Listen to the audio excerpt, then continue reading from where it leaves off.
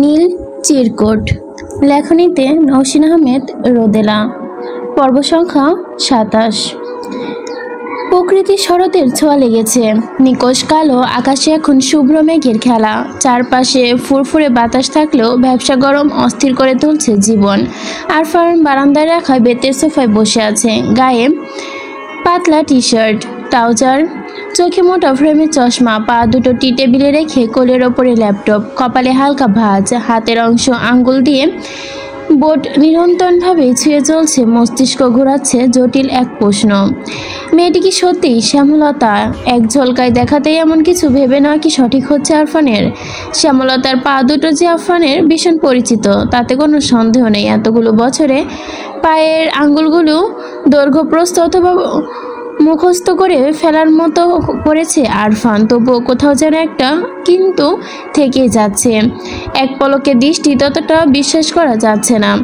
মেয়েটা তো স্পষ্ট কিছু বলছেও না, বারবার ফোন বা মেসেজ দেওয়াটা অস্বস্তিকর। সেদিন যদিও নিজস্ব অস্বস্তি অসম্মান পাশে রেখে রেস্টুরেন্টে গিয়ে বসেছিল দুজন, কিন্তু কাজ কিছুই হলো না। গোটা 2 ঘন্টা বসে থেকেও 2 থেকে 3টা কথা বলাতে পেরেছিল আরফান। তারপরও মেয়েটি যেমন উদ্ভট কাজ করে বসলো, হুট করে উঠে চলে গেল। কি আশ্চর্য! মেয়েটাকে মাঝে মাঝে পাগল মনে হয় আরফানের, কিন্তু পর মুহূর্তে তার নিবিড় চোখ দুটো কম কথা বলে মনে পড়ে। মেয়েটির চোখ কিন্তু সত্যি অন্যরকম কিছু ছিল, একদম অন্যরকম কিছু অনুভূতি। দরজা খোলার শব্দে বারান্দা থেকে রুমের ভেতর উকি দিল আরফান। আগন্তুককে দেখে দীর্ঘশ্বাস ফেললো। ল্যাপটপে শাটার নামিয়ে অপেক্ষা করতে লাগলো। প্রায় সাথে সাথেই ছোটখাটো সুন্দরী এক তরুণী এসে বসলো সোফায়।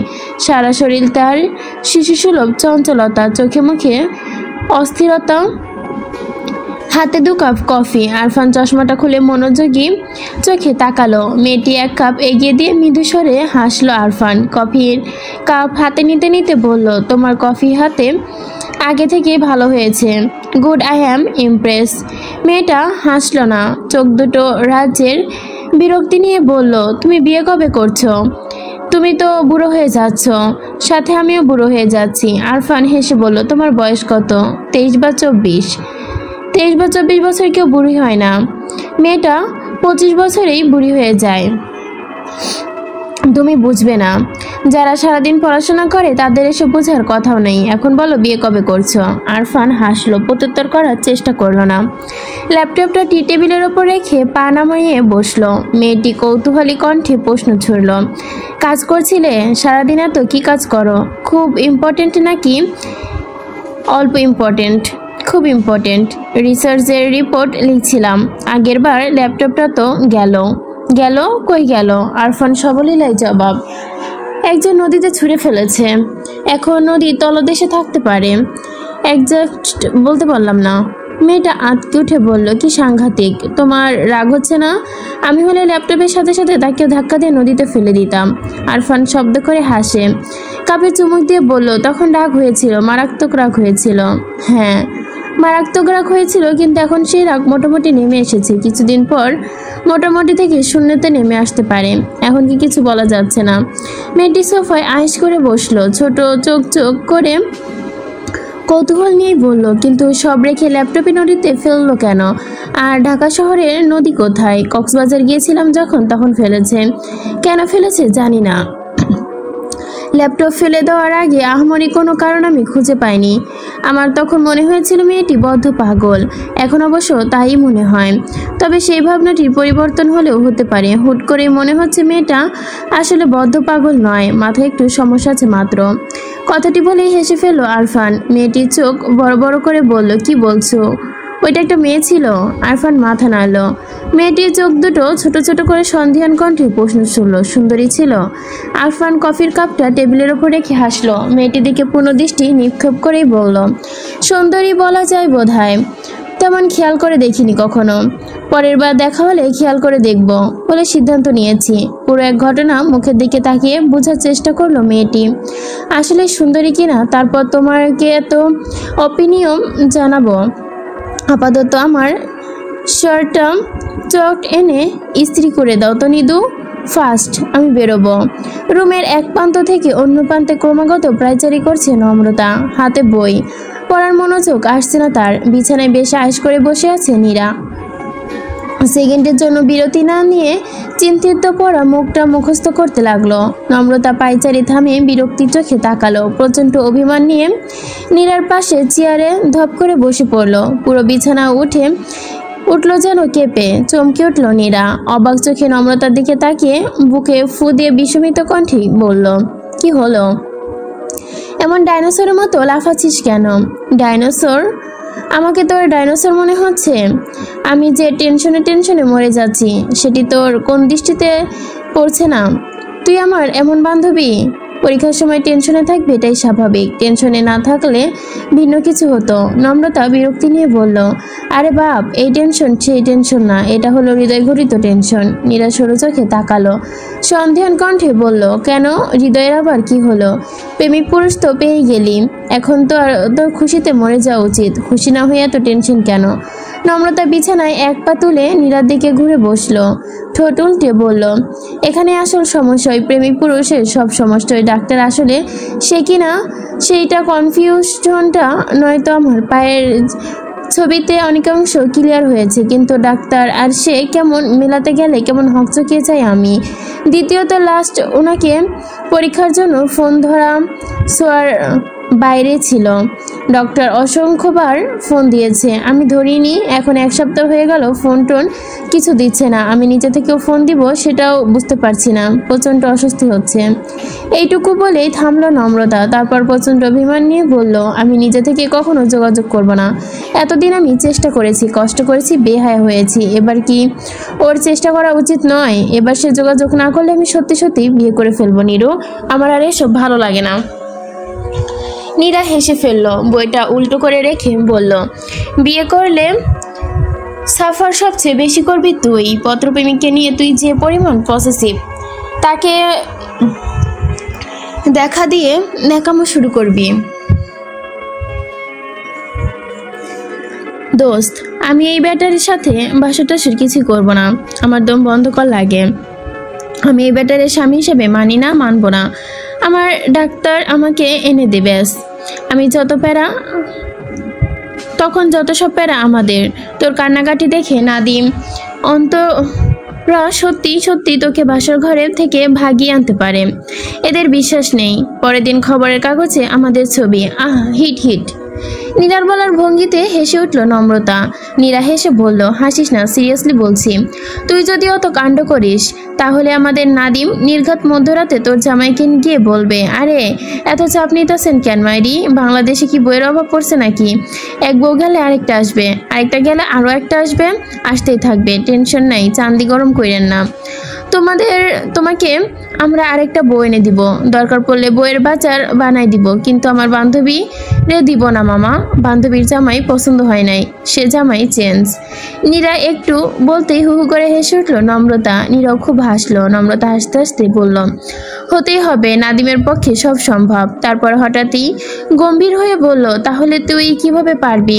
তোর দম বন্ধ লাগবে না নীরু? নীরার মুখের ভাব পরিবর্তন হলো না। আমার কেন দম বন্ধ লাগবে? তুই অন্তুকে ভালোবাসিস, অন্তুকে ভালোবেসে অন্য একজনকে বিয়ে করতে যাচ্ছিস, তুই বলছিস দম বন্ধ কেন লাগবে? নীরা হেসে বলল, ছোটবেলায় অ্যাঞ্জেল হওয়ার স্বপ্ন দেখেছি না নুমু?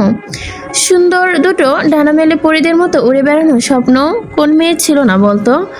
অথবা বিশাল রাজ্যে রাজকুমারী হয়ে গা ভর্তি গহনা, ঘোড়ায় চড়া রাজপুত্র, এত দাসীর স্বপ্ন তো সবাই দেখতো। সেই স্বপ্ন পূরণ না হওয়ায় কি দম বন্ধ হয়ে মারা যাচ্ছি? ভালোই তো আছি, নতুন স্বপ্ন দেখছি। চোখে অসংখ্য স্বপ্ন থাকলে 2-1টা অসম্ভব স্বপ্নগুলো ভুলে যায় নমু। অসম্ভব স্বপ্নগুলো অবসরে অনুভব করে আনন্দ পাওয়া যায়, বাস্তবে পাওয়া যায় না তো। নম্রতা হঠাৎ করেই কথা ঘুরিয়ে ফেললো। কয়েক সেকেন্ডের পলক চেয়ে থেকে বলল, অন্তকে অ্যাটলিস্ট জানতে তো পারিস, অথবা নাদিম বা রঞ্জন অন্তকে বলার প্রশ্নই আসে না। আর নাদিম বা রঞ্জনকে কি বলবো? এটা কি বলার মতো কিছু হলো? আমার আবেগ, আমার অনুভূতি, আমার মধ্যে আবদ্ধ থাকাটাই ভালো নয়? তুই শুধু শুধু এত ভাবছিস, বাদ দেখলো। নম্রতা দীর্ঘশ্বাস ফেলে। এই মেয়েটাকে সে বোঝাতে পারে না। নাদিম ভুরু কুচকে ঘড়ির দিকে তাকিয়ে আছে। ঘড়িটা 3টা বাজতে আর 3 মিনিট বাকি। মৌসিকে পড়ানোর কথা 2টা 30-এ, অথচ তার খবর নেই। মৌসির সব জ্ঞানহীনতা নাদিম বিরক্ত, চরম বিরক্ত। ঘড়ির কাঁটা যখন 3টা থেকে 2টার ঘরে যাবে, ঠিক তখন মৌসি 3টা 2-এর ঘরে যাবে। ঠিক তখনই মৌসিয়ার আগমন। ব্যস্ত ভঙ্গিতে বই খাতা বের করতে করতে বলল, সরি স্যার, সরি। নাদিম জবাব দিল না। মৌসি আজ স্বাভাবিক লাগছে। মুখে বা শরীরে আলাদা কোনো সাজগোজ নেই। সাদা রঙের একটা টপসের ওপর লাল রঙের স্কার্ফ ঝুলছে। চোখ দুটো লাল হয়ে আছে ফুলে। মৌসি কাঁদছিল, কাঁদতে কাঁদতে পড়ে। এই বয়সী মেয়েদের কান্নাকাটি করা আহামরি কোনো বিষয় নয়। এ কথা নাদিম ভালো করেই জানে। এরা কথায় কথায় ফ্যাস করে কেঁদে ফেলে, এটাই স্বাভাবিক। নাদিম গম্ভীর মুখে পড়াশোনা শুরু করে। মৌসি হঠাৎই প্রশ্ন করলো, আপনার বন্ধু এখন কেমন আছে স্যার? নাদিম জানালো, ভালো আছে। উনি কি শেষমেশ পরীক্ষা দিয়েছিলেন? নাদিম ভুরু কুচকে তাকায়, কপাল কুচকেই বলল, আমার বন্ধু যে পরীক্ষা দেওয়ার কথা ছিল না, সেটা তুমি কি করে জানলে? মৌসি হেসে বলল, আমি জানি, আমি অনেক কিছুই বুঝে ফেলতে পারি। নাদিম বিরস কণ্ঠে বলল, ও আচ্ছা। মৌসি বোধহয় খানিক হতাশ হলো। নাদিম প্রত্যুত্তরে কিছু জিজ্ঞেস করবে, সামান্য কৌতূহল দেখাবে, এটাই হয়তো আশা করেছিল মৌসি। মৌসি মৃদু কণ্ঠে বলল, আমি আরেকটা বিষয় বুঝে ফেলেছি। কি বুঝে ফেলেছ? আপনি অতি শীঘ্রই আমাদের বাড়ি আসা বন্ধ করে দিবেন। মৌসির নামের এই মেয়েটা যে পড়াতেন সেটাও ভুলে যাবেন। আমি ঠিক বলছি না স্যার? নাদিম হাসলো। আমি তোমার মতো আগাম বুঝে ফেলতে পারি না মৌসি। আমার মনের মতো ঠিক ঠিকানা নাই। সকালে না সিদ্ধান্ত বিকালে এসে বদলে যেতে পারে। তুমি তোমার পড়ায় মনোযোগ দাও। আমাকে তোমার বাড়ি আসা বন্ধ করে দেওয়াটা কোনো গুরুত্বপূর্ণ ব্যাপার না। মৌসি কৌতূহল নিয়ে বলল, আগে আপনি মাঝে মাঝেই অন্যরকম করে কথা বলতেন, এখন কেন বলেন না? ইচ্ছে করে না তাই? এখন আমাকে পড়াতে ইচ্ছে করে না, তাই না? নাদিম দীর্ঘশ্বাস ফেলে মৌসির দিকে তাকালো। মেয়েটির বুকে কান্না, কণ্ঠটা কিছুটা কাঁপল। কিন্তু সেই কাঁপা কণ্ঠের আগাচর নাদিম মনে হয় বুঝতে চাইল না। ইচ্ছে করে না, আস্তে করে এই কথাটি বলল নাদিম। মৌসি কিছু বলল না, মাথা নিচু করে গ্রামাটিক্যাল নিয়ে ব্যস্ত হয়ে পড়ল। নাদিম আগের মতো নিরুদ্বেগ বসে রইল। মৌসি খাতা চেক করতে করতে হঠাৎ মনে পড়ল, অন্তরা হচ্ছে ড্রেসিং করার ডেট। ঠিক 5টায় হাসপাতালে যেতে হবে। নাদিম তাড়াহুড়ো করে ঘড়ি দেখে তাকালো। ঘড়ির কাঁটা এখন 4টের দোরগোড়ায়। বিকেল 5টা। চেম্বার থেকে বেরিয়ে যাওয়া তোড়জোড় করছে আরফান। কালো চশমা ব্যাগ তুলে নিয়ে চেম্বার থেকে বেরোতেই নম্রতাকে চোখে পড়ল। নম্রতা নাদিম আর অন্তর সাথে ড্রেসিং রুমের দিকে যাচ্ছে। নম্রতাকে দেখে কয়েক সেকেন্ডের জন্য থমকে গেল আরফান। গরমে ত্যক্ত বিরক্ত নাদিমের চোখে এবার আড়াল করলো না আরফান। আরফানকে এগিয়ে আসতে দেখে নম্রতার মাথায় চাটি মারলো সে। ফিসফিস করে বলল, তোর পীড়িতকু পত্রপ্রেমিক চলে আসছে মামা। ডাক্তারের ফান্দে যেহেতু ফাইসা গেছোস, কড়াই গন্ডে শোধ করুন লাগবো। ডাক্তার প্রেমিক হওয়া সত্ত্বেও যদি হাসপাতাল ওষুধপত্র কিনা খন লাগে, তাইলে তো জানতো না। বেটারে বললাম গো ওষুধ টাকা ফিরিয়ে দিতে, নয়তো পা কিচ্ছু দিতাম না। তোরে আমরা ক্যাশ অন ডেলিভারি দিব। ক্যাশ বন্ধ তো ডেলিভারিও বন্ধ। নাদিমের কথা হেসে ফেললো অন্ত। নম্রতা গরম চোখে তাকায়। ততক্ষণে বেশ কাছাকাছি এসে দাঁড়িয়েছে আরফান। আরফানের কাছাকাছি এসে দাঁড়াতে দেখে হেসে হাত বাড়ালো নাদিম। আসসালামু আলাইকুম আরফান ভাই, কেমন আছেন? নম্রতা অবাক হলো। এই অল্প দিনে নাদিম আরফানের সাথে বন্ধুত্বপূর্ণ সম্পর্ক হয়ে গেছে নাকি? আশ্চর্য, কিন্তু কিভাবে? আরফান হাত মিলিয়ে বুক ছুঁয়ে হাসলো মোলায়েম কণ্ঠে। আলহামদুলিল্লাহ, তোমরা? ভালোই আছি। একটা মাথা পাগল আর একটা হাত ভাঙ্গা নিয়ে ঘুরতেছি, যতটা ভালো থাকা যায় আর কি। আপনি একটু মাথা পাগলটার পাহারা দেন ভাই, আমি অন্তু 5 মিনিটে আসতেছি। আফরান যেন এই সুযোগটাই লুফে নিল। হাস্যোজ্জ্বল কণ্ঠে বলল, শিওর। নম্রতা কিছু বলার সুযোগ না দিয়ে জায়গাটা থেকে সরে গেল নাদিম অন্ত। আরফানের দিক সেদিক তাকিয়ে হাতে পকেট ঢুকিয়ে সোজা হয়ে দাঁড়ালো। নম্রতার দিকে পূর্ণ দৃষ্টি নিক্ষেপ করলো। কেমন আছেন? নম্রতা আরফানের দিকে তাকালো। আরফানের ঠোঁটের কোণে এখনো হাসি। নম্রতা নিজেকে যত সম্ভব স্বাভাবিক রেখেই বলল, ভালো। আপনি? আলহামদুলিল্লাহ, আমিও ভালো। কথাটা বলে নম্রতার মুখের দিকে তাকায় রইল আরফান। নম্রতার মুখের দিকে তাকিয়ে আরফানের কথার প্রেক্ষিতে আর কোনো কথা খুঁজে পেল না নম্রতা। আরফান এভাবে তাকিয়ে থাকতে দেখে বারবার একদিকে এদিক ওদিক তাকাতে ব্যস্ত হলো সে, কিন্তু লাভ বিশেষ কিছুই হলো না। সময়ের সাথে সাথে অস্বাভাবিকতা আরও বেড়ে যাচ্ছে। নম্রতার অতিষ্ঠ হয়ে আরফানের দিকে তাকালো। আরফান নম্রতার একটু উঁচু করে অনেকটা ড্যামকেয়ার ভাব দেখাচ্ছে। গম্ভীর বিষগ্ন চোখ জোড়ার ওপর পুরো ভুরু কুচকো রয়েছে। নম্রতা বিরক্তি কণ্ঠে বলল, সব ঠিকঠাক? এভাবে তাকিয়ে আছেন কেন? কি দেখছেন? আরফান হাসলো, সরল কণ্ঠে বলল, আপনাকেই দেখছিলাম। আপনি বোধহয় একটু বেশি সুন্দর, তাই না? আরফানের স্পষ্ট সবলীল কথা কানে যেতেই বিস্ফোরিত চোখে তাকালো নম্রতা। চোখে ভরে বিষময় নিয়ে কিছুটা করা কথা বলার জন্য প্রস্তুত নিতে ফেলল সে, কিন্তু হায়, এই বিষগ্ন শিশুসুলভ চোখ দুটোর দিকে তাকিয়ে পৃথিবীটা ছিন্ন বিচ্ছিন্ন হয়ে গেল নম্রতার। তার বিষগ্ন চোখে আর ঠোঁটের কোণে লেগে থাকা হাসি দেখতে দেখতে নম্রতা হঠাৎ উপলব্ধি করলো তার লজ্জা লাগছে, ভীষণ লজ্জা লাগছে। নম্রতা মুখ ঘুরিয়ে অন্যদিকে তাকালো, সাথে সাথে ঠোঁটের কোণে ফুটে উঠল প্রত্যুজ্জ্বল লাজুক এক হাসি রেখা। ঘড়ির কাঁটা বাজে কয়টা সেদিকে খেয়াল নেই নম্রতার। কফি হাতে গরম ঘরময় পায়চারি করছে সে, আবল তাবল কথার ঝুড়ি খুলেছে সে। নীরা বিছানায় বসে ঘুমে ঢুলছে। নম্রতার উত্তেজনা নিয়ে বলল, এই যে হঠাৎ করেই এমন কিছু বলবে বা বলতে পারে আমি তো কল্পনাও করতে পারিনি। হুট করেই বলে ফেললেন, আপনি হয়তো একটু বেশি সুন্দর, তাই না? আমি জাস্ট বোকার মতো তাকিয়েছিলাম। ওই নাদিমার অন্তু না ফিরলে আমার যেতে কি হতো ভাবতে পারিস? নীলা হাসলো, মাথা দুলিয়ে বলল, ভাবতে পারছি না, কিন্তু বিশ্বাস করতেও পারছি না। নম্রতা বিছানায় এসে বসলো, অস্থির হয়ে বলল, তাহলে আমার কি অবস্থা হয়েছিল একবার ভাব, একদম আনএক্সপেক্টেড কিছু। নীরা হাসছে। আরফান নামক ব্যক্তিটা তার বেশ লাগে। নীরা বালিশে ঠেস দিয়ে আয়েসে করে বসলো, ঠোঁটে দুষ্টু হাসি ঝুলিয়ে বলল, আগে আগে দেখো হোতা হে কিয়া। নম্রতা বলে চোখ টিপল নীরা। নম্রতা হাসতে আবারও বলল, আমরা হয়তো লোকটিকে ঠিক চিনতে পারছি না নমু। লোকটা সবার সামনে যেমনটা শো করে আসলে তেমনটা না, ভিন্ন রকম। নম্রতা উত্তর দিল না, সুপ্ত দীর্ঘশ্বাস ফেলল, গালে হাত দিয়ে আরফানের কথা ভাবতে লাগলো, কিন্তু ভিন্ন কি রকম? সত্যি লোকটির মধ্যে অন্যরকম, মাঝে মাঝে গভীরতাও লুকিয়ে আছে, মাঝে মাঝে ভীষণ চঞ্চল, চোখ ভর্তি ছেলে মানুষই আর কৌতূহল। বর্ষার শেষে আর শরতের শুরুতে কাল রাতে এক পলসলা বৃষ্টি, হাওয়ায় সকলটা ঝাপসে লাগছে। গাছের পাতাটা লেপে থাকা জলরাশি আর মিষ্টি সোনালি রোদে ভরা চারপাশ। নিশ্চুপ সকালে চলছে পাখির কিচিরমিচির ডাক। হঠাৎ চুরি টুনটান আর বেলি ফুলের সুগন্ধে জেগে উঠল আরফানের মস্তিষ্ক। ঘুমটা ছুঁয়ে গিয়ে চোখ পিটপিট করে তাকালো, মনের অজান্তেই বিড়বিড় করে ডাকলো, শ্যামলতা। প্রায় সাথে সাথেই ঘুমের ওপর এসে পড়ল এক মুঠো ভেজা বেলি ফুলের পাপড়ি।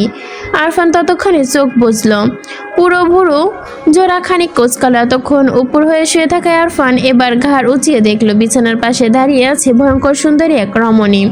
পরনে তার সাদা ধবধবে শাড়ি, গা ভর্তি শুভ্র রঙের কাচের চুড়ি হাতে, চঞ্চল চোখে দুটোই মায়া মেশানো কাজল, সারা শরীরে তাজা বেলি ফুলের অলংকার। স্নিগ্ধ মুখটি সকালের আলোয় যেন আলো ভেজা বেলি ফুলের মতোই কোমল সুন্দর। আরফান ঘুম ঘুম চোখে নিয়েই উঠে বসল। সামনে দাঁড়িয়ে যুবতীর দিকে আগ্রহী প্রশ্ন ছুড়ল, কেমন দেখাচ্ছে আমায়? আরফান হেসে বলল, বেলি ফুলের মতোই সুন্দর। কিন্তু হঠাৎ এত সাজগোজ। মেয়েটি হাসলো, তার হাসির প্রগড় প্রাঞ্চল্য ছাপ, শরৎ আকাশ ভর্তি মেঘের পদচারণ। তুমি কি জানো শরতের প্রেমিকা হলো মেঘ। আমি তাই মেঘকে সেজে শরৎকে প্রেম নিবেদন করছি, শুভেচ্ছা জানাচ্ছি। আমাকে মেঘের মতো লাগছে না? কথাটি বলেই চকির মতো ঘুরে গিয়ে প্রদর্শন করার সুযোগ করে দিল সে। আরফান হেসে বলল, বিছানা থেকে বারান্দায় গিয়ে দাঁড়ালো। 4-5 মাস যাবৎ ছাদের ঘরটি আপন করে নিয়েছে আরফান। বিশাল ছাদের এক কোণে ছোট তার ঘর, সামনে এক টুকরো ছিমছাম সুন্দর বারান্দার দরজায় দাঁড়ালে চোখে সারিবদ্ধ বেলি ফুলের গাছ, আগে একটি ছিল, এখন অসংখ্য, কেবল আরফানেরই লাগানো। আরফান বুক ভরে শ্বাস নিল। বেলি ফুলের সুগন্ধ নাকে যেতেই চোখ মুখ বুজে গেল তার। আজ অনেকদিন পরে বেলি ফুলের সুবাস পাচ্ছে সে।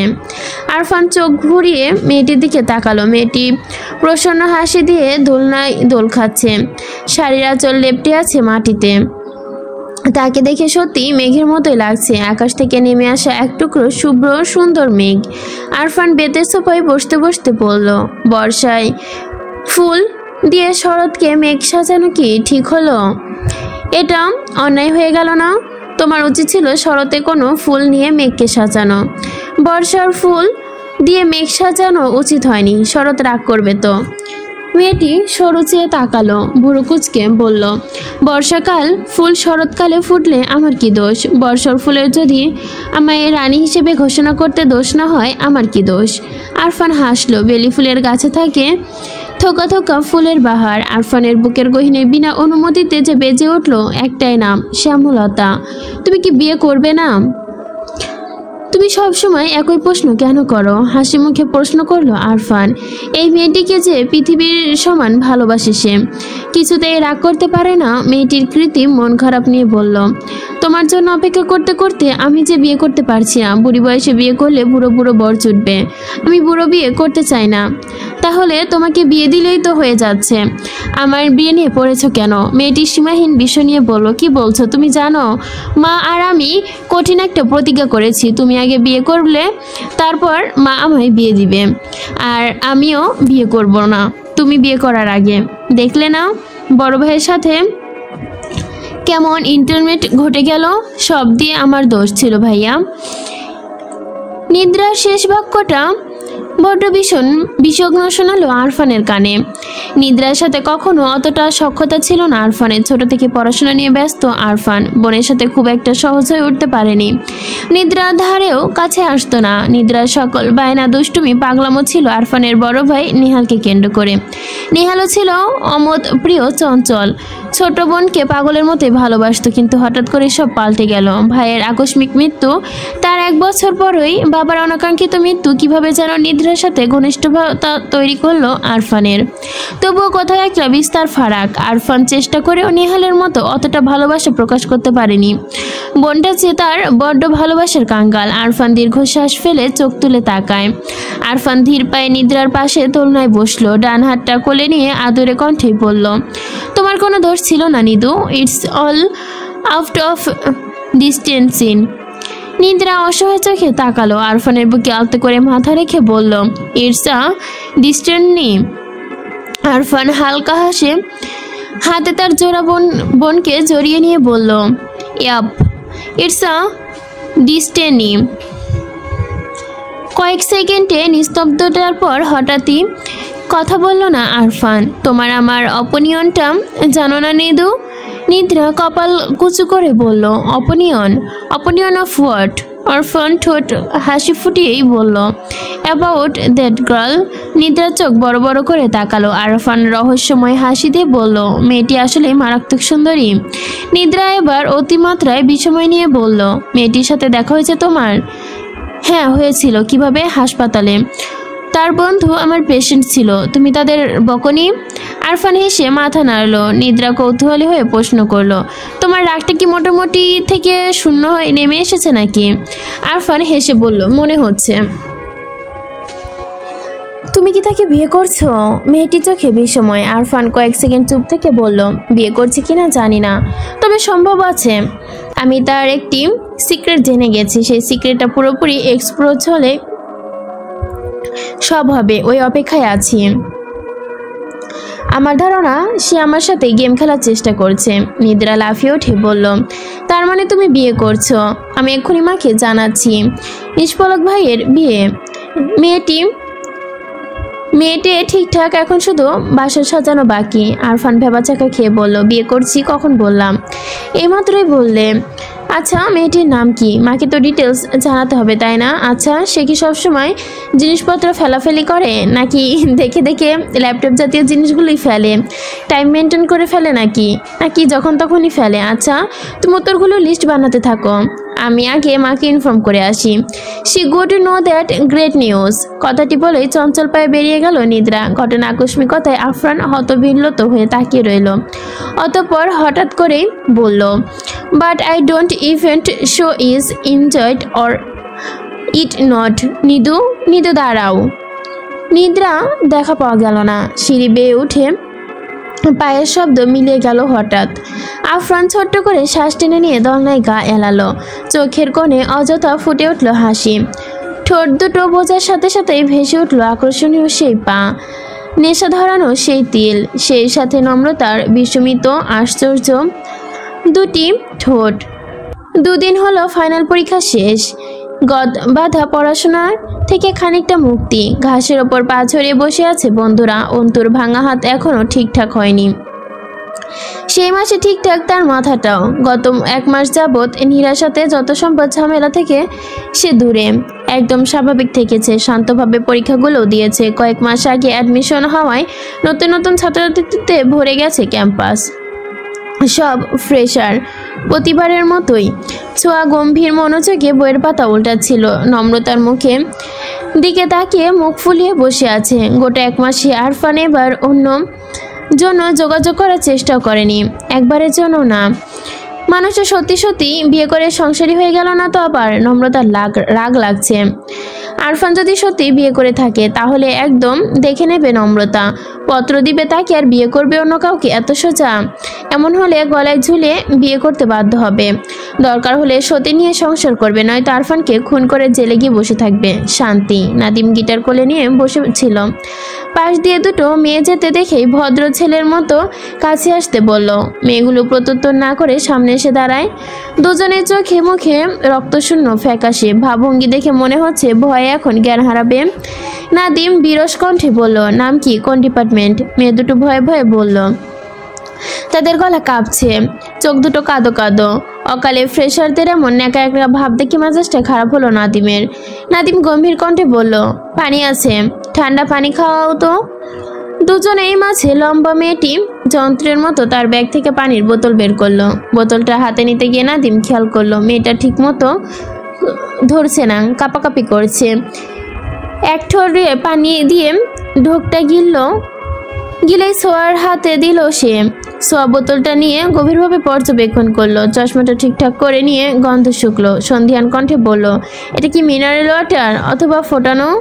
জি না আপু, ভার্সিটি থেকে নিয়েছিলাম। সোয়ার মুখভঙ্গি দেখার মতো ছিল। চোখ মুখ কুচকে বোতলটা নাদিমের হাতে ধরিয়ে দিল। সরি, আমি মিনারেল ওয়াটার ছাড়া খাই না, কত শত ব্যাকটেরিয়া আছে, ছি। নাদিম বোতলটা নিয়ে সোয়ার মাথায় থাপ্পড় লাগালো। চোখ রাঙিয়ে বলল, বালের মিনারেল ওয়াটার মারাইতাইছিস? আমি এইটা বুঝি না, তোর মতন গবেট ইংরেজ এখনো এই দেশে রাখছে কেন? I want to give you a লাথি। বিশ্বাস কর দোস্ত, তোর মতো গবেট বেশি হলে ড্রেনের পানি খাওয়ানো যায়। এর থেকে শুদ্ধ কিছু তোর লাইগা বাংলাদেশে নাই। ছোঁয়া চোখ রাঙিয়ে তাকালো। নাদিম ট্যামকেয়ার ভাব নিয়ে বাকি পানিটুকু শেষ করে বোতলটা ফিরিয়ে দিল বেশ আয়েশ করে। আমগো ডিপার্টমেন্টে তো ভর্তি হইছ, চিনম গো? মেয়ে দুটো অসহায় মুখে মাথা নাড়ল।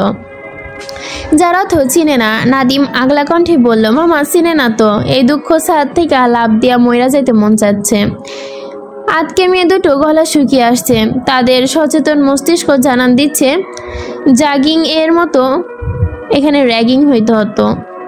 বিশ্রী প্রথাটা তারা ফেসে গেছে। নম্রতা রয়ে সে বলল, কষ্ট পাইস না দোস্ত, না চিনলে এখন চিনবে। সমস্যা কই? কি সমস্যা আছে? মেয়ে দুটো দ্রুত মাথা নাড়ে। সমস্যা নেই। নম্রতা ঠেস দেওয়া কণ্ঠে বলল, এই 3টা ভাইয়ের জন্য মধ্যে কারো ওপর ক্রাশ খাইছো নাকি কাশ খাও নাই? মেয়ে দুটো নিশ্চুপ হয়ে আছে, কি বলবে বুঝতে পারছে না। নম্রতা আবার ধমকে উঠতেই দুজন রঞ্জনকে ইশারা করলো, ওই ভাইয়াটাকে ভালো লাগে। নীরা চোখ ছোট ছোট করে বলল, এই মেয়ে এত সাহস কোথায় পাও? সিনিয়রদের দিকে আঙ্গুল দেখাচ্ছ? যাও যাওয়ার সময় সালাম দাওনি, কাহিনী কি? সিনার মনে হয় না? সরি আপু, নম্রতা বিষময় নিয়ে বলল। রঞ্জনকে ভালো লাগছে? মাই গড, তুমি আমার বরের ওপর কিভাবে ক্রাশ খেতে পারো? তোমার এত সাহস কোথা থেকে আসে? রঞ্জন হেসে ফেলল। নাদিম হাই তুলতে তুলতে বলল, বহুত বড় অন্যায় করে ফেলছে আমার বান্ধবী, বিশাল কষ্ট পাইছে, জ্বলে পুড়ে মরে যাচ্ছে, এই জ্বালা পোড়া কমাতে পানি লাগবে। তোমরা কাজ করো, ভার্সিটি শেষে মাথায় থেকে চকপলক ওইখান থেকে এক বোতল পানি ভরে আনো, সময় মাত্র 15 মিনিট। 1 মিনিটের এপাশ ওপাশ হলে খবর আছে। আর হ্যাঁ, চোরের উপর বাটপাড়ি করার চেষ্টা করবে না, বাটপাড়ি আমরা হেডমাস্টার আছি। ফার্স্টস্ট নাও। মেয়েটা কাঁদো কাঁদো মুখ করে হন্তদন্ত হয়ে ছুটে গেল। এত বড় ভার্সিটি এড়িয়ে কোথায় খুঁজবে সেই চাপকল? প্রথমত কিছু চিনে না, তারপর মাত্র 15 মিনিট। ছোঁয়া চশমা ঠিক করতে করতে দ্বিতীয় মেয়েটিকে বলল, তুমিও রঞ্জনের ওপর ক্রাস্ট? কেন? অন্তুকে দেখে ক্রাশ খেলে না? অন্তু কি দেখতে বিশ্রী? তুমি ওকে অপমান করার চেষ্টা করছো। মেয়েটি ব্যস্ত হয়ে বলল, না আপু, অন্তু ভাইও খুব কিউট। এই মেয়ে, সিনিয়র ভাইকে কিউট বললে এত সাহস কই পাও? মেয়েটি যেন আকুল পাথর বনল, দিশেহারা হয়ে চুপ করে রইল। নম্রতা কঠিন গলায় ঘোর পৌঁছে যেন ঠোঁট চেপে ধরল। মেয়েটা কান্না আটকালো। 10 মিনিটের মাথায় মেয়েটিকে ছেড়ে দিল, নিজেদের ডিপার্টমেন্টের দিকে হাঁটা দিল। নীরা ব্রিটিশটা নিয়ে বলল, এবারে ফার্স্ট ইয়ারে ভয়ঙ্কর বিচ্ছু, সামনে দিয়ে চলে যেতে সালাম দেয় না, সব কিছু ভাবলেই ভেবে করে কাঁদতে লাগে। আমরা যে পরিমাণ দাঁড় দেখিয়েছি তার 25% এদের মধ্যে নাই। ন্যাকা এক একটা। বন্ধুদের মধ্যে এ নিয়ে চলতে লাগলো আলাপ আলোচনা। নম্রতা হুট করে মন খারাপ হয়ে গেল। উফ, আরফান তার খোঁজ নিচ্ছে না। নম্রতার কি করা উচিত? সে খোঁজ নেওয়াতে ক্যান্টিনে এগুলো মানুষের সামনে নীরার ক্রোধে একটা নগ্ন প্রকাশ ঘটবে, তা তো কখনো চিন্তা করতে পারেনি অন্ত। বন্ধুরা ও নীরার এমন রূপে স্তব্ধ বিস্মিত। একটু আগে ক্যান্টিনে যে টেবিলে চলছিল আড্ডার ভাস, সেখানে এখন ভয়ঙ্কর নিস্তব্ধতা। আড্ডার মাঝে হঠাৎ করে ফোন বাজলো নীরার। ফোন কানে নিয়ে বাইরে গেল ঠিক, কিন্তু ফিরে এলো ভয়ঙ্কর রূপে। কথা নেই বার্তা নেই, অন্তর গালে কষে চর বসালো। এমন কিছুর জন্য বন্ধু মহলের কেউ প্রস্তুত ছিল না। সবার চোখে আতঙ্ক আর প্রশ্ন। রঞ্জনের মতো শান্ত ছিল আজ বিভ্রান্ত। আমরা তোর প্রতি ঘেন্না হচ্ছে অন্তু, অতটা নিচে তুই কি করে? বারবার বলেছিলাম বন্ধুত্ব রাখতে দে, বন্ধু হিসেবে বাঁচতে দে, কিন্তু তুই ভুলে গেছিস নিমহারাম কখনো বন্ধু হতে পারে না। সে কুক্ষণে তুই আমার বন্ধু তালিকায় যুক্ত হয়েছিলিস, সেই কুক্ষণে মনে প্রাণে ঘৃণা করি আমি তোকে। ওই দিন আমার জীবনটায় না এলে পৃথিবীর সবচেয়ে সুখী মেয়ে আমি হতাম। রাগে শরীর কাঁপছে নীরার, চোখ দুটো জলে টলমল করছে, ফর্সা মুখটা হয়ে উঠেছে লাল। নম্রতা থমথম খেয়ে বলল, কি বলছিস এসব? Any problem? এটা পাবলিক প্লেস দোস্ত, আমরা পরে আলোচনা করি। নম্রতার কথা শেষ করতে দিল না নীরা, চেঁচিয়ে উঠল সে, তুই চুপ কর নমু, দয়া করে আমাদের ব্যাপারে মাথা ঘামাতে আসিস না। আমার অন্তর কাছে শুধু একটা প্রশ্নের উত্তর চাই, কেন ভেঙে দিল বিয়েটা? বিয়ের ডেট ফিক্স হয়ে গিয়েছিল অন্তু, সবাইকে দাওয়াত দেওয়া হয়ে গিয়েছিল। আমার চরিত্রে কলঙ্কের কালি কেন লাগালি? কি লাভ হলো এতে? আমার একটা ছোট বোন আছে অন্তু, ঠিক হয়ে যা বিয়ে ভেঙে যাওয়ার মানে কি আদৌ তুই বুঝিস? আমার জীবনটা সম্পর্কে বিন্দুমাত্র ধারণা তোর আছে? অন্তু জবাব দিল না। রাগে দুঃখে হিতাহিত জ্ঞান শূন্য হয়ে নীরা দাঁতে দাঁত চেপে বলল, পাগলামো পাগলামো পাগলামো, সত্যি করে বলতো এই পাগলামো কিসের জন্য? আমার জন্য নাকি আমার সুন্দর শরীরের জন্য? তোর সামনে দাঁড়িয়ে থাকতে আমার ঘৃণা লাগছে এখন। অন্তু এবার চোখ তুলে তাকালো, নীরার কাছাকাছি দাঁড়িয়ে চোখে চোখ রাখলো। দুজনের চোখে সীমাহীন রাগ। এবার নীরা ডান হাতের বাহু শক্ত করে চেপে ধরে কটমটিয়ে কণ্ঠে বলল, যা করেছি বেশ করেছি। ভালোবাসি বলে দাম নেই না? খুব করে বিয়ের জন্য নাচছিলি, যা কর এখন বিয়ে। নীরা এখন হাউমাউ করে কেঁদে ওঠে। পৃথিবীতে নিজের সবচেয়ে অসহায় বোধ হচ্ছে তার। নীরা খুব জলদি নিজেকে সামলে নিল। অন্তু চোখের দিকে তাকিয়ে প্রচণ্ড ব্যথাতুর কণ্ঠে বলল, তুই মরে যাচ্ছিস না কেন বলতো? আই উইশ অ্যাক্সিডেন্টালি দিনটা শেষ হয়ে যেত। অন্তু দুর্ভাগ্যবশত হাসলো। প্রচণ্ড রাগে আবারও কষে চর বসালো নীরা, চেঁচে উঠল, তোর হাসি আমার সহ্য হচ্ছে না, আর তোর সুখও আমার সহ্য হচ্ছিল না। নম্রতার 2 হাতে মুখ চেপে ধরে। নীরা যথেষ্ট ব্যস্ততায় বাস্তববাদী মেয়ে, নিজেকে সংযত করার শক্তি যেন তার প্রচণ্ড। সেই নীরা এমন দুর্দশা দেখে বুক বেয়ে কান্না আসছে নম্রতার। ক্যান্টিনে সবাই হাঁ করে মজা গিলছে। অবস্থা বেগতিক দেখে উঠে দাঁড়ালো রঞ্জন। অন্তুকে টেনে সরিয়ে নিল নম্রতা, ইশারা করলো। নাদিমের হতভম্ব হতে দেখে তাকিয়ে আছে তারা। কাকে ধমক দিবে, কাকে কি বলে সান্ত্বনা দিবে বুঝে উঠতে পারছে না। প্রেম ভালোবাসার মতো ঠুকনো বিষয়টি এত প্রগড় বন্ধুতে এত তাড়াতাড়ি সংকট বেঁধে দিবে। নম্রতা নিজেকে সামলাতে নীরার কাঁধে হাত রাখিয়ে অসহায় কণ্ঠে বলল, দোস্ত সবাই দেখছে। নীরা উত্তর দিল না। কিছুক্ষণ অন্তর দিকে তাকিয়ে থেকে শান্ত ভাবে বেরিয়ে গেল। কারোর সাথে কথা বলল না, কারো দিকে এক পলক তাকিয়েও দেখলো না। অন্তু রঞ্জনকে ধাক্কা দিয়ে ছাড়িয়ে দিতে চাইলো।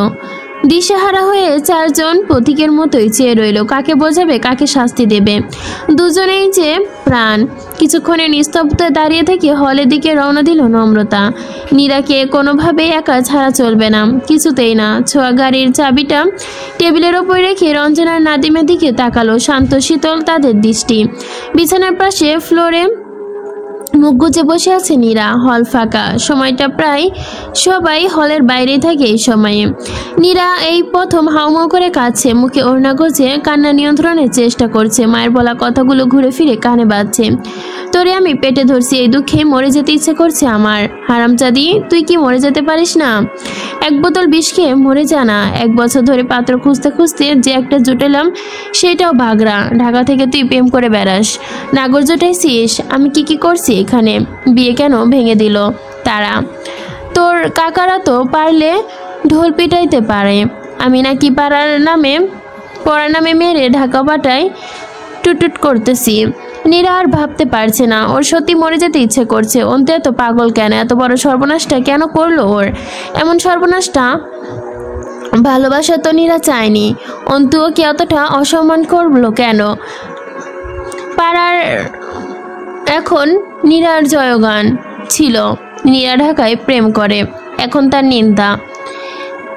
প্রেমিকের সাথে তার বিশেষ ঘনিষ্ঠতা আছে বলে বিয়ে ভেঙেছে। গ্রামের মানুষ নিশ্চিত আরো বিশ্রী বিশ্রী কথায় জর্জরিত করছে তার মাকে।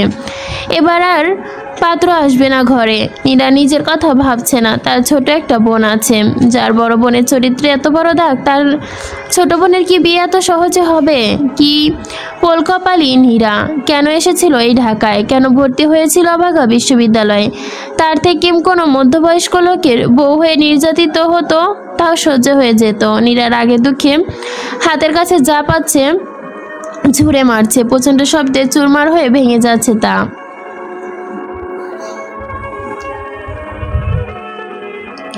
এসব কি নীরু পাখি? এত কেন ভাবছিস তুই? দুনিয়া ভেসে যাক, তোর সাথে আছি। যে তোর দিকে আঙ্গুল তুলবে তার আঙ্গুল কেটে ফেলে দিব। কাঁদিস না সোনা, তুই কাঁদলে আমিও কেঁদে দিব। পরে কিন্তু থামাতে পারবি না। নীরা এবার নম্রতার উপর হামলে পড়লো। 2 হাতে চাপড়ে ধরে কান্নায় ভেঙে পড়লো। এ কেমন এক আশ্রয় তার! এই মেয়ে তাকে একটু হলেও বুঝে, অন্ধের মতো বিশ্বাস করে। নীরা এমন কান্নার ভেতরে ফেটে পড়লেও নিজেকে সামলিয়ে নিল নম্রতা। নীরাকে বুঝিয়ে শুনিয়ে হাসপাতালে নিয়ে যেতে রাজি করলো। লোহার শিক ঢুকে গিয়েছে, ইঞ্জেকশন দিতে হবে, ইনফেকশন হতে পারে। নীরা বুঝদার বাচ্চার মতোই বুঝলো। নম্রতার কথা মতো চোখ মুখে পানি ছিটিয়ে শান্ত হলো। নীরার হাতে ইঞ্জেকশন আর ব্যান্ডেজ কাজ শেষ হতেই অনেকক্ষণ লাগে। এখন নীরার ব্রেন ওয়াশের জন্য খাবার নামে তাকে নিয়ে হাসপাতাল আশেপাশে কোনো রেস্টুরেন্টে বসবে রঞ্জন। নম্রতার ইচ্ছে করেই সাথে যায়নি। রঞ্জন খুব ভালো বোঝাতে পারে। নীরার এই মেন্টাল প্রেশার কমিয়ে আনার জন্য রঞ্জনের দরকার। এই সময় রঞ্জন আর নীরা একা একা ছেড়ে দেওয়াই উত্তম। তাছাড়া নম্রতারও বেশ কিছু কাজ আছে। মেডিকেলে এসে ডাক্তারের খোঁজ না নিয়ে চলে যাবে তা তো হয় না। এই লোক আসলে করছেটা কি? এই দুনিয়াতে আছে নাকি বিয়ে শাদি করে সাজিক ভ্যালিতে মেঘে হাবুডুবু খাচ্ছে? নম্রতা তো জানতো। নম্রতা কপাল কুঁচকে আবারও উকি দিল আরফানের চেম্বারের সামনে অ্যাসিস্ট্যান্ট দেখা যাচ্ছে না। ভেতরে আরফান আছে কিনা সেটাও বোঝা যাচ্ছে না। আবার উকি দিতে সাথে সাথেই কেসে উঠল কেউ। নম্রতা বিদ্যুৎ বেগে পেছনে ফিরে তাকালো। আরফান ভুরু কুঁচকে তাকিয়ে আছে, ঠোঁটের কোণে স্লিমাস হাসি। কি অবস্থা, কাউকে খুঁজছেন? আরফানের কথায় হকচকে গেল নম্রতা। বুকে হাত দিয়ে বারবার হেঁচকে তুলে মাথা নাড়ল। আরফানও নম্রতার অনুসরণ করে মাথা নাড়ল। বলল, খুঁজছেন না? নম্রতা মিনমিন করে বলল, আমি কাকে খুঁজবো? আরফান পকেট থেকে হাত বের করে মেরুদণ্ড সোজা করে দাঁড়ায়। অদ্ভুত ভঙ্গিমায় ঠোঁট বাঁকিয়ে বলল, সেটা তো আপনি ভালো জানেন, আমি কাউকেই খুঁজছি না। কথাটা বলে আবারও হেঁচকি তুলল নম্রতা। আরফান বেশ গম্ভীর কণ্ঠে বলল, তাহলে নিশ্চয়ই চুরি করতে এসেছিলেন। নম্রতার চোখ রাঙিয়ে বলল, হাসপাতালে কেউ চুরি করতে আসে? আরফান আলগা কণ্ঠে বলল, আসতেই পারে, চোরের কি আবার ধর্মজ্ঞান আছে নাকি? নম্রতা দাঁতে দাঁত চেপে বলল, কি এমন আছে আপনার চেম্বারে যে আমি চুরি করতে পারি? আমাকে কি ভিখারি মনে হয়? আরফান হাসে, তার মনে হয় না। তবে আরফানের কথার মাঝে কয়েকবার হেঁচকি তুলল নম্রতা। আরফান ঠেস মেরে কণ্ঠে বলল, চেম্বারে বসুন, পানি খাওয়াই। হাজার হলেও আমাদের হাসপাতালে চুরি করতে এসেছেন? নম্রতার চোখ রাঙানো কথা পাল্টায় আরফান, না মানে বেড়াতে এসেছেন, আপ্যায়ন তো করতে হয়, চলুন ম্যাম। কথা বলেই চেম্বারের দরজা টেনে দিল সে। দরজা খুলে বিনীতভাবে দাঁড়িয়ে রইল। নম্রতা না করেও না করতে পারল না। নম্রতা চেম্বারে ঢুকে চেয়ার টেনে বসলো। আরফান স্ট্যাটোস্কোপ টেবিলে রেখে শার্টের হাতা ফোল্ড করতে করতে চেয়ার টেনে ধীরে সুস্থে নম্রতার মুখোমুখি বসলো। টেবিলের ওয়েটটা 2 আঙ্গুল দিয়ে ঘোরাতে ঘোরাতে গম্ভীর চোখে নম্রতা দিকে তাকালো। আরফানের এমন চাহনির সামনে অসহায় হয়ে পড়ল নম্রতা। অস্বস্তিতে হাঁসফাঁস করতে লাগলো সে। বেশ কিছুক্ষণ চুপ থেকে প্রশ্ন করে আরফানকে, আরফান কিছু খাবেন? হঠাৎ এত আপ্যায়ন?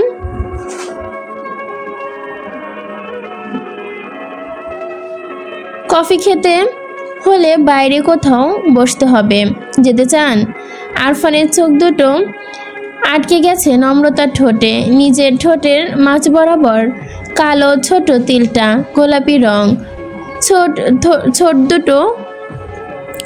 ছোট কালো তিলটা কি সুন্দর মানিয়েছে। এক বিন্দু কালো রঙে যেন পৃথিবীর সব নেশা ধ্বংস হচ্ছে আজ। নম্রতা জিহ্বা দিয়ে ঠোঁট ভেজালো, সাথে সাথেই ভিজে উঠল তার অদ্ভুত সুন্দর তিল। কৃত্রিম আলোয় চিকচিক করে উঠল কালো রং। আরফান চোখ সরিয়ে অন্যদিকে তাকালো, তারপর আবারও আর চোখে তাকালো নম্রতার ঠোঁটে। নম্রতা স্পষ্ট কণ্ঠে বলল, আমি কফি খাই না। তাহলে কি খান? কথাটা বলে রহস্যময় হাসি আসলো আরফান। নম্রতা কপাল কুঁচকে বলে, হাসছেন কেন? আরফান এবার প্রশ্ন দিল, প্রসঙ্গে পাল্টে বলল, আপনার বিয়ে কি হলো? নম্রতা ফট করে বলল, বিয়ে আবার কি হবে? কবে হবে? খুব শীঘ্রই। আরফান অদ্ভুত ভঙ্গিতেই ভুরু কুচকে বলল, ও। কথাটি বলেই উঠে দাঁড়ালো আরফান। টেবিলে রাখা পানির গ্লাসটা হাতে তুলে নিয়ে নম্রতার পাশে এসে দাঁড়ালো। আরফান এত কাছাকাছি সে দাঁড়াতে দেখে ধুকপুকুনি উঠে গেল তার বুকে, গলা শুকিয়ে এলো, ভাবশূন্যভাবে হয়ে পড়লো এলোমেলো। আরফানের কাটা কাটা আকর্ষণীয় চোয়ালের দিকে তাকাতে ঢোক গিল নম্রতা। ভারী জিহ্বা নেড়ে বলল, কি হয়েছে? আরফান চোখের ইশারায় পানির গ্লাসটা দেখে বলল, পানি খাওয়ানোর দায়িত্ব দিয়েছিলেন, পানি খাবেন না? নম্রতা বিভ্রান্ত চোখে আরফানের দিকে তাকায়, কাপা হাতে পানির গ্লাসটা নিয়ে আর চোখে আরফানকে পর্যবেক্ষণ করে। আরফান এক বিন্দু নড়ল না, আগের জায়গাতেই ঠায় দাঁড়িয়ে রইল। চোখ দুটো আটকে রইল নম্রতার মুখে, ঠোঁটে। নম্রতা অস্থির অনুভব করলো। পানি খেতে খেতে আর চোখে আরফানের দিকে তাকালো। সে আরফানকে তাকিয়েই ছিল তার দিকে। চোখ ছোট ছোট করলো। কিছুটা সময় ভাবলো, অদ্ভুত এমন অনুভূতি তাকে কেন কেটে যাচ্ছে। নম্রতা গ্লাসটা টেবিলের ওপর রাখতেই দুটো ভাঁজ করে দাঁড়ালো টেবিল ঠেসে। আরফান ছোট্ট শ্বাস ছেড়ে বলল, বিয়ে শপিং শেষ? 1 মাসে শেষ তো হওয়ার কথা নয়, তাই না? নম্রতা হালকা কেসে বলল, বিয়ে শপিং কি অত সহজে শেষ হয়? বিয়ের আগের দিন পর্যন্ত চলতে হয়। তা হোক, কাল আপনি আমার সাথে লাঞ্চ করছেন, ঠিক একটাই। কথা বলে চঞ্চল চোখে নম্রতার ঠোঁটের দিকে চেয়ে রইল আরফান। নম্রতা বিস্ময় নিয়ে বলল, লাঞ্চ? আপনি চাইলে ডিনারের দাওয়াত দিতে পারি। আরফানের কথায় তীক্ষ্ণ চোখে তাকায় নম্রতা। আরফানের ঠোঁটের কোণে অদ্ভুত হাসি দেখা দিল। আপনি মানুষটা খুব খারাপ। আরফান হেসে বলল, আপনার বিয়েটা সাকসেসফুল হবে বলে মনে হচ্ছে না। হুটহাট উধাও হয়ে যাওয়া মানুষ থেকে কোনোরূপ দাওয়াত আমি একসেপ্ট করি না। কেউ একজন আমায় কল রিসিভ করেনি। নম্রতার চেয়ার থেকে উঠে দাঁড়াতে দাঁড়াতে বলল, বেশ করেছে, আপনার পানি খাওয়া শেষ, এখন হলে ফিরব। পানির জন্য ধন্যবাদ। আরফান দীর্ঘশ্বাস ছেড়ে বলল, চলুন পৌঁছে দেই। নম্রতা সরু চোখে তাকালো, ভুরু কুঁচকে বলল, আপনি কেন পৌঁছে দিবেন? হাসপাতালে আসা সব পেশেন্টকে পৌঁছে দেওয়ার দায়িত্ব কি আপনার? আরফান ফোনটা পকেটে ঢুকাতে বলল, পেশেন্টকে পৌঁছে দেওয়ার দায়িত্ব নেই, তবে হাসপাতালে যারা চর্যবৃত্তি ঝুঁকি নিতে আসে তাদের পৌঁছে দেওয়া যায়। এদের বিশ্বাস নেই অন্য কোনো চেম্বারে উকি ঝুঁকি দিলে। আমি রিস্ক নিতে রাজি নই। নম্রতা দাঁতে দাঁত চেপে বলল, আমি একা যেতে পারি। আরফান হেসে বলল, আমিও পৌঁছে দিতে পারি। রিক্সায় পাশাপাশি বসে আছে নম্রতা আর আরফান। কারো মুখে কথা নেই, তবুও মনের ভেতর চলছে বিস্তার কথা, দেওয়া নেওয়ার খেলা। রিক্সার ঝুঁকিতে অনিচ্ছায় ছুঁয়ে যাচ্ছে দুটো হাত, একটু স্পর্শে শরীরময় শিহরণ, রাজ্যের অস্বস্তি আর ভাবনা। ভালোই লাগা, মন জুড়ে কতই না অনুভূতি খেলা খেলছে। পুরোটা রাস্তা অসহনীয় এক ঘোরের মাঝেই কাটিয়ে দিল নম্রতা। আরফানের ঠোঁটের কোণে ফুটল না হাসি। হলের কাছাকাছি আসতেই হঠাৎই নম্রতার হাতের ওপর হাত রাখলো আরফান। ডান হাতে মুঠো করে একটি কাগজ ধরিয়ে দিল। দ্রুত হাত সরিয়ে নিল সে। নম্রতা চমকে তাকালো। আরফানের ভাবলেশীর মুখ অন্যদিকে ফেরালো। আরফানের মনের ভাব বুঝে গেল না। নম্রতা হলের সামনে নেমে যেতেই প্রথম কথা বলল আরফান। কিছু হয়নি এমন একটা ভাব নিয়েই বলল, কাল তবে দেখা হচ্ছে, ভালো থাকবেন। আরফানের ফিরতি রিক্সাটি দেখে মোহচ্ছন্নের মতোই চেয়ে রইল নম্রতা। রিক্সার মোড়ে বাঁক হারিয়ে যেতেই হাতে মুঠো থাকা কাগজটার দিকে তাকালো সে। নীল চিরকুট।